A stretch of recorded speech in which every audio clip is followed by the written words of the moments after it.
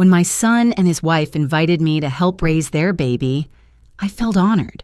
I pictured cozy mornings, laughter, and the joy of being a grandmother. But within weeks, I realized something was wrong. They treated me not like family, but like a hired nanny, with strict rules and cold distance. The day I overheard them joking about free babysitting was the day my heart broke. I smiled through the pain, knowing I had to uncover the truth behind their smiles and reclaim my place in this family. Margaret was a woman who had grown comfortable with the rhythms of her small-town life. At 62, she enjoyed the quiet mornings, tending to her garden and chatting with neighbors she had known for decades. Life had settled into a steady pace since her husband passed away 8 years ago, leaving her independent but never lonely. Her greatest joy came from the occasional calls with her son, David, and his wife, Kelly, who lived in the bustling city several hours away. David and Kelly had always been attentive, calling regularly to share their lives and now preparing eagerly for the arrival of their first child. Margaret had been looking forward to this moment for years. Becoming a grandmother felt like the next great chapter in her life. When Kelly called one afternoon with a heartfelt invitation for Margaret to come live with them for a few months to help care for the baby, Margaret was thrilled. The warmth in Kelly's voice made her feel truly needed and loved. Packing her belongings, Margaret dreamed of days filled with laughter, soft lullabies, and the sweet scent of baby powder. She imagined herself gently rocking her grandchild, sharing stories and bonding over late-night feedings. The promise of being an important part of this new life filled her with hope. Upon arrival, Kelly and David greeted her with hugs and assurances. "Mom, we're so grateful you're here," David said, his eyes shining with excitement. Kelly added, "We couldn't do this without you." For the first couple of weeks, everything seemed perfect. Margaret helped with feeding, diaper changes, and soothing the baby to sleep. Kelly cooked meals and handled household chores, while David juggled work and family responsibilities. The house echoed with a sense of togetherness Margaret had longed for. She felt her role as a grandmother was being embraced with respect and affection. But then, subtly, at first, the tone shifted. One afternoon, Kelly mentioned casually, "Mom, we might need you to stay longer than planned. It's just that we really need someone reliable to watch the baby while we manage work." Margaret, caught off guard, smiled and nodded without suspicion. After all, she believed this was a sign of trust and gratitude. Staying longer meant she was truly part of the family. As days passed, Margaret noticed small changes that she chose to overlook at first. Kelly began setting strict schedules, not just for the baby, but for Margaret as well. "You can only hold the baby after I've fed him," Kelly said one morning, "and no rocking past 8 p.m. He needs to adjust to his sleep routine."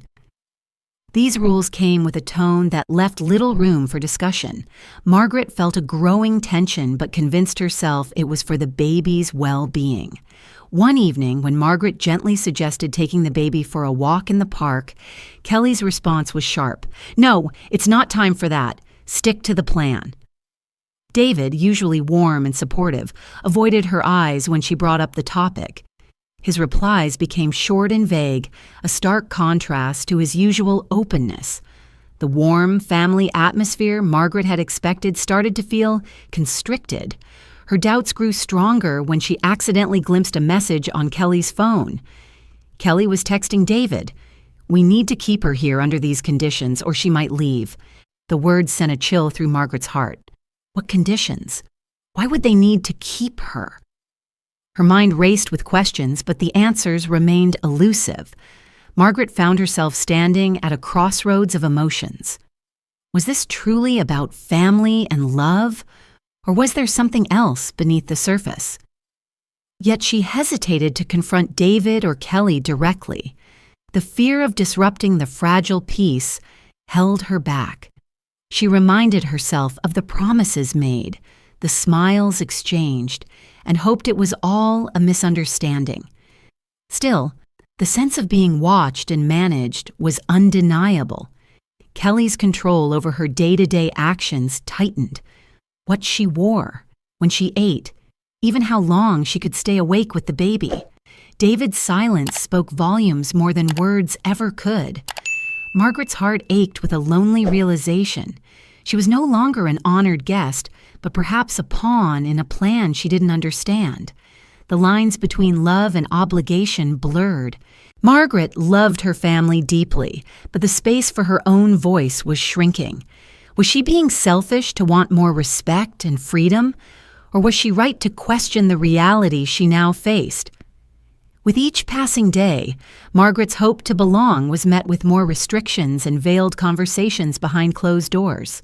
She knew something had to change, but the path forward was still unclear. Margaret's days quickly became a blur of tasks and instructions, far removed from the warm embrace she had once envisioned. Kelly's demeanor grew colder and her words sharper. What had started as a loving invitation now felt like an unspoken command. Margaret was expected to act not as a grandmother, but as a full-time nanny, accountable and invisible at the same time. Each morning, Kelly handed Margaret a list of duties, precise and unyielding. "Feed him at 7:30, no exceptions," she would say. "Don't pick him up unless he's crying.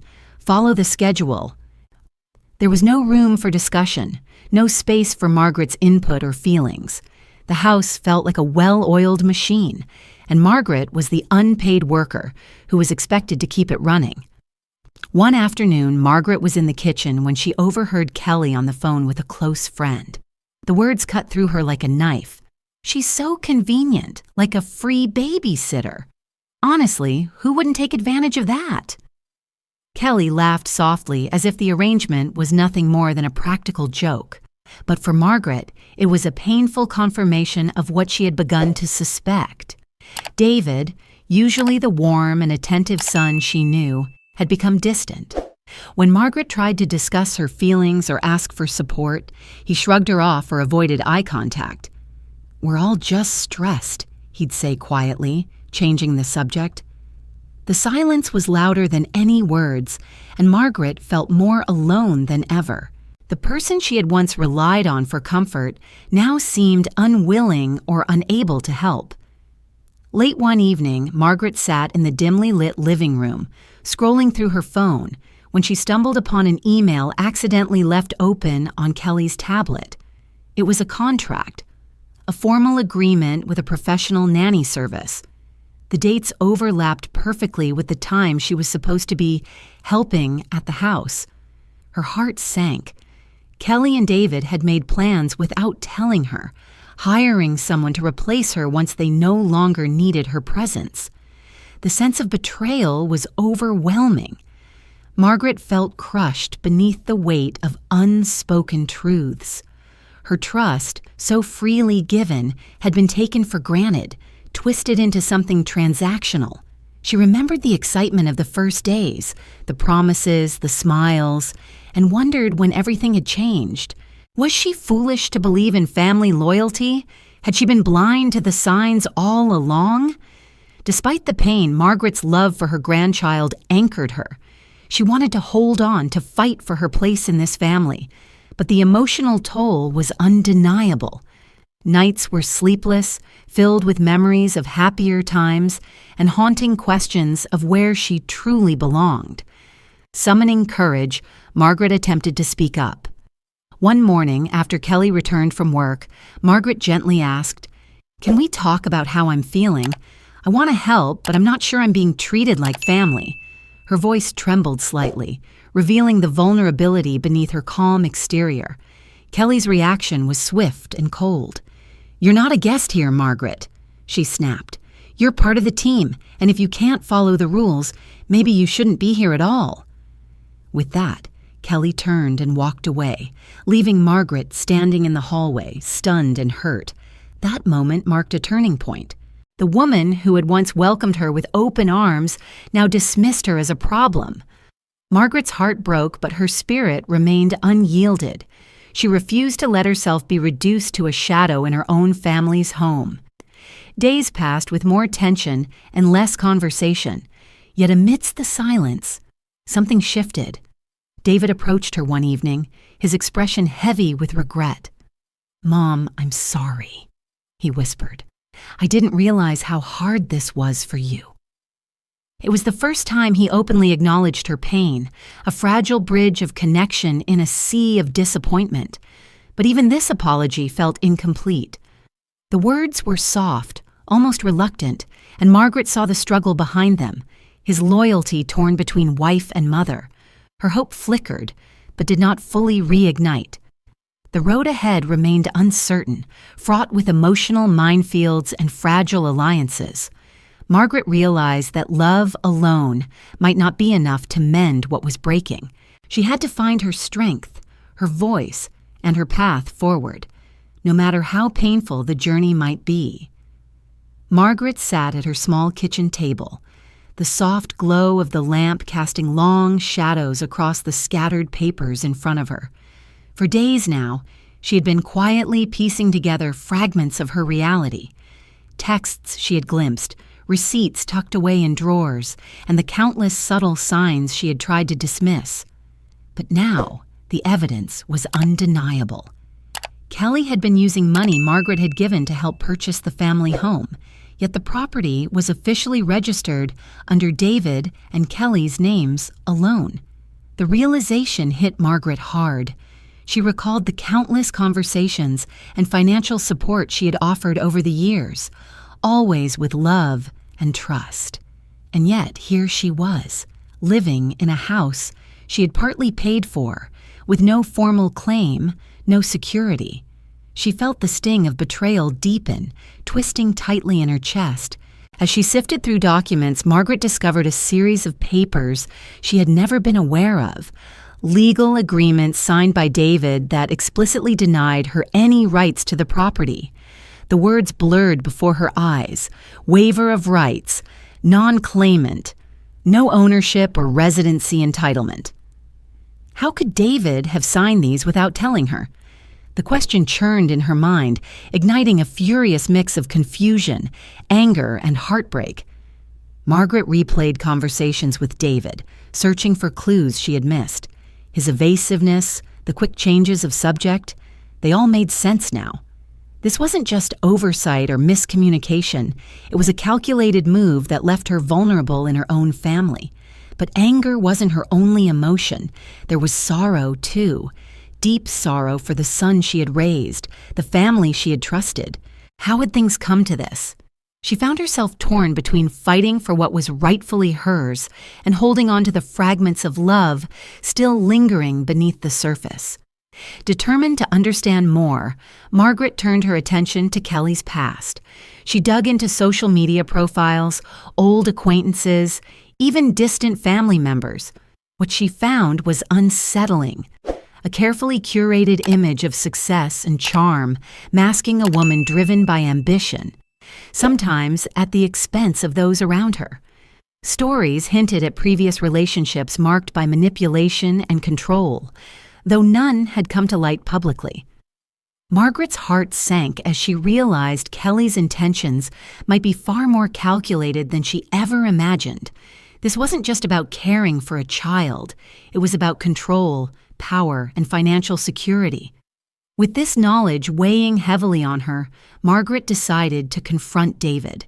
But the conversations were fraught with tension and uncertainty. David was conflicted, caught between his mother and wife. His responses were hesitant, his promises vague. He seemed afraid, not just of Kelly's reaction, but of the consequences that revealing the truth might bring to their family. One evening, as the tension simmered between them, Margaret stumbled upon another secret. While going through her mail, she found a bank statement showing a transfer of money from David's account to her own. It was an unexpected gesture, perhaps meant to compensate or keep peace. But when Margaret mentioned it, David quickly changed the subject, his discomfort palpable. Soon after, Margaret overheard a heated conversation between Kelly and David. Kelly's voice was firm, almost cold. "If she starts asking questions, don't give her anything. We can't let her have control over this." David's silence spoke volumes. He was trapped in a web of loyalty and fear. This revelation was a crushing blow. Margaret realized David had tried, in some small way, to support her, but Kelly's influence had effectively silenced him. She was isolated not only by their actions, but by the emotional walls built between them. Despite the growing pain and confusion, Margaret's resolve hardened. She knew she couldn't stay silent any longer. The layers of deception, control, and betrayal had to be confronted head-on. But how to do it without destroying the fragile bonds that still tied them together? As Margaret sat in the quiet of her room, she contemplated her next move. Her love for her family, especially her grandchild, was unwavering. Yet she understood that love without respect and honesty was a fragile foundation. She needed to reclaim her dignity, her voice, and her rightful place in their lives. The road ahead was uncertain and daunting, but Margaret was ready to face it. The truth, no matter how painful, was the only way forward. Margaret's world seemed to crumble even further as new layers of betrayal unfolded before her eyes. What she had feared and suspected now manifested in harsh, undeniable truths. The comfortable illusion of family harmony shattered, replaced by cold realities she struggled to accept. One afternoon, while tidying the living room, Margaret accidentally overheard a phone conversation that would haunt her for days. Kelly was speaking with her mother, her voice low and filled with disdain. "She's nothing but a barrier to everything we're trying to build," Kelly said, her tone sharp and dismissive. "Honestly, having her here is more trouble than she's worth. She thinks she can run this house, but she doesn't have any say." Margaret froze, her heart pounding with disbelief and pain. To hear such words spoken so casually about her from the woman she was supposed to trust was a blow deeper than any she had endured so far. She felt invisible and disposable, reduced to a mere obstacle in a plan she had believed was for the family's good. But Kelly's deception didn't stop there. Margaret soon discovered that Kelly had been spreading stories to friends and family, painting Margaret as a meddlesome, overbearing guest who caused tension in the household. These lies distorted the truth, making Margaret out to be the villain in a story she hadn't even been allowed to tell. Adding to her turmoil was the painful realization that David had been hiding much from her. Digging deeper, Margaret uncovered emails and messages indicating that David had deliberately withheld information, fearing that revealing the full truth would only upset Kelly. He had tried to shield his mother from conflict, but in doing so, he had further isolated her. This knowledge ignited a storm of conflicting emotions within Margaret. She was devastated by the duplicity of those she loved, but still clung to hope that some semblance of family could be salvaged. She wanted to believe that beneath the layers of mistrust and lies, genuine affection still existed. Yet the shadows cast by betrayal loomed large. The pain of being sidelined, misrepresented, and silenced was overwhelming. She grappled with feelings of anger, sadness, and a yearning for justice. How had it come to this? She had given so much only to be treated as an inconvenience. Margaret realized that silence was no longer an option. If she wanted to reclaim her dignity and place within the family, she had to take action. With determination hardening in her chest, she reached out to a trusted attorney, seeking advice on her rights and possible avenues to protect herself. The lawyer's words brought a flicker of hope. Margaret learned that, despite the legal agreements David had signed, the substantial financial contributions she had made toward the family home could give her leverage. It was possible that the property could be transferred or adjusted to reflect her stake, a chance to regain control and assert her presence. Inspired, Margaret began meticulously gathering evidence. She organized bank statements, copies of money transfers, receipts, and documents related to the home purchase. Every piece of paper was a thread in the fabric of her case, a testament to her investment and involvement. As she prepared, Margaret also reflected on the emotional stakes of the battle ahead. This was not just a legal dispute, it was a fight for respect, recognition, and her rightful place in a family that had begun to feel foreign. The weight of this realization was heavy, but it fueled her resolve. Late nights were spent drafting letters and reviewing documents. Margaret rehearsed conversations she might have with David and Kelly, planning how to present her case calmly and firmly. She knew confrontation would be difficult, but she was ready. Then came the most startling discovery. Hidden within some old paperwork was a clause indicating that, under certain conditions, the ownership of the house could be legally transferred to her. This clause had been overlooked, buried in legal jargon and forgotten agreements. For Margaret, it was a beacon in the darkness, a tangible path to reclaiming what she had lost. Her mind raced with possibilities. Could this be the turning point? Would the family finally recognize her contributions and treat her with the respect she deserved? Or would this ignite further conflict, driving wedges deeper into already fractured relationships? Margaret understood that the road ahead would be fraught with tension and emotional turmoil, but armed with knowledge and evidence, she felt a renewed sense of power. No longer a silent victim, she was preparing to stand tall, ready to face whatever came next.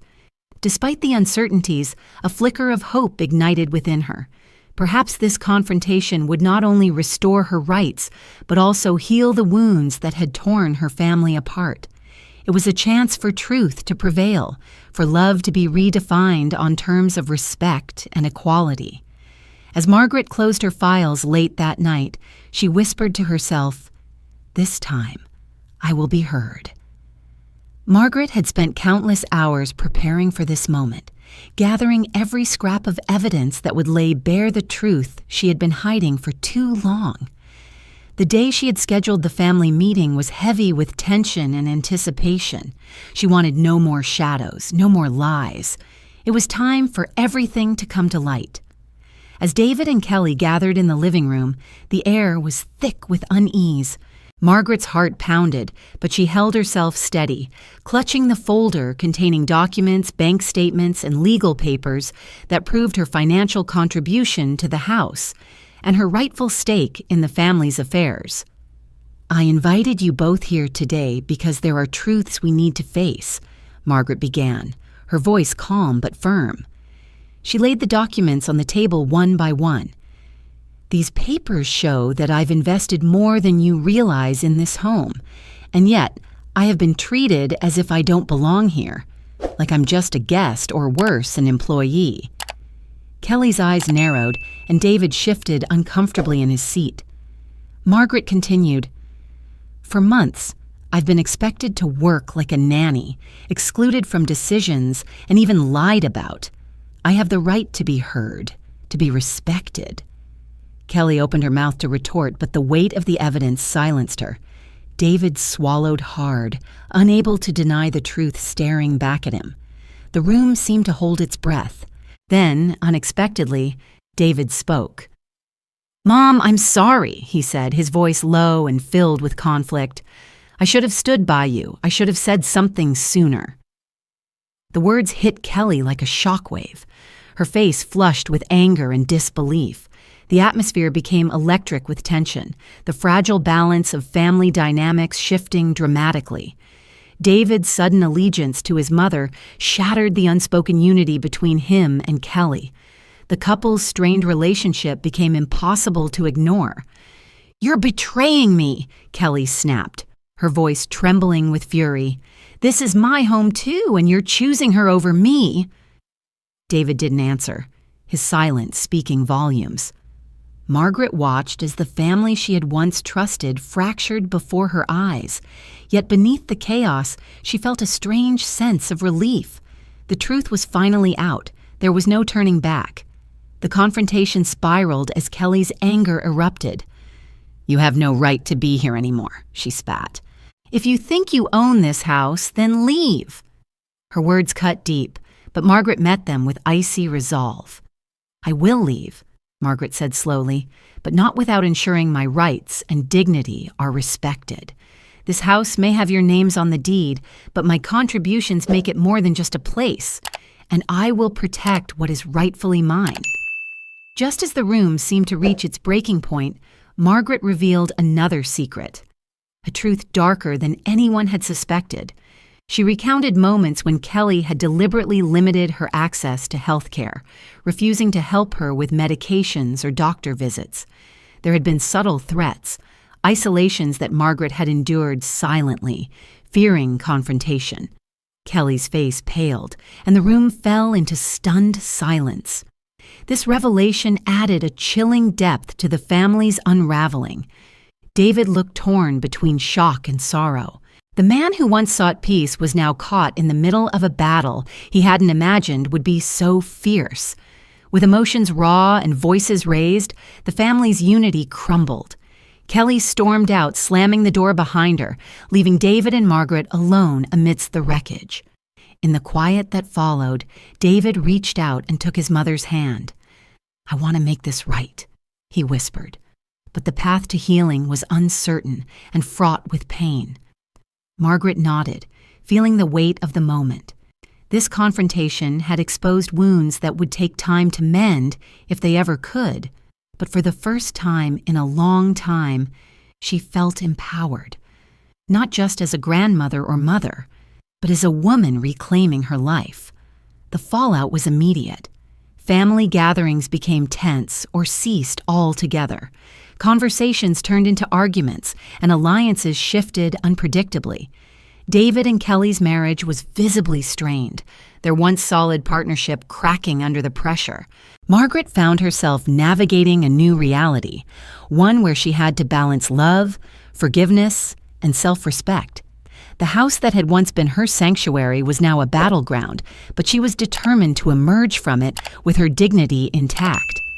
As she reflected on the confrontation, Margaret realized that the truth was both a sword and a shield. It had the power to wound, but also to protect. Her journey was far from over, but she was no longer willing to be silent or sidelined. With strength renewed, Margaret prepared for whatever came next, knowing that standing up for herself was the most important fight she would ever face. After the storm of confrontation had passed, Margaret felt an unfamiliar sense of calm. The battle had been fierce, leaving scars and broken ties, but it had also opened the door to a new chapter, one defined by clarity, self-respect, and the freedom to live on her own terms. She returned to her small town, to the cozy house that had once been merely a place to rest, now a sanctuary where she could rebuild her life. Life resumed its gentle rhythm, quiet mornings with coffee in hand, afternoons spent tending to her garden, and evenings filled with books and old friends. But Margaret was different now, stronger, wiser, and more aware of her worth. The ordeal had taught her that independence wasn't just about physical space. It was about emotional freedom, about setting boundaries that protect the heart as much as the home. Meanwhile, back in the city, David wrestled with the fallout. His relationship with Kelly was strained beyond repair. The truth had shattered their fragile partnership, forcing difficult conversations and soul-searching. Kelly, confronted with the consequences of her actions, faced a choice: to make amends or to walk away. In a surprising turn, Kelly chose to leave. Whether it was pride, guilt, or a mix of both, she stepped out of the family's life, leaving David to pick up the pieces. It was a painful separation, but one that opened space for healing and honest reflection. David, freed from the shadow of conflict, reached out to Margaret with renewed commitment. Their relationship began to mend, built on a foundation of honesty and mutual respect rather than silence and avoidance. While the wounds of the past would take time to heal, the promise of a better future offered hope. The family, though changed forever, established new boundaries, clear lines that protected each member's dignity and space. Respect became the cornerstone of their interactions, a lesson hard-earned but deeply valued. Margaret's presence was no longer a burden, but a choice, embraced with understanding and care. Reflecting on her journey, Margaret felt compelled to share her story. She spoke candidly with friends, community groups, and even strangers who found solace in her words. Her tale became a cautionary reminder that love without boundaries can become a cage, and that self-respect is the first step toward genuine connection. "I learned that helping family doesn't mean losing yourself," Margaret often said. "You can love deeply and still protect your heart. Setting boundaries isn't selfish, it's necessary." Her message resonated with many, sparking conversations about family dynamics, respect, and the often unspoken struggles of caregiving.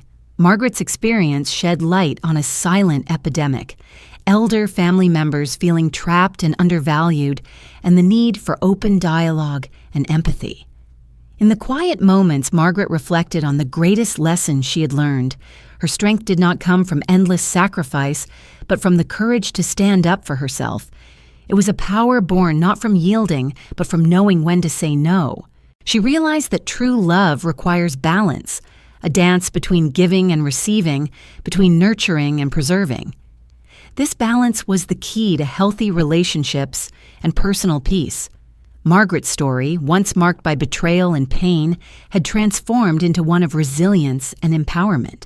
It was a beacon for those who felt unheard and unseen, a reminder that dignity and respect are the foundations of love. As she looked toward the future, Margaret embraced the possibilities with open arms.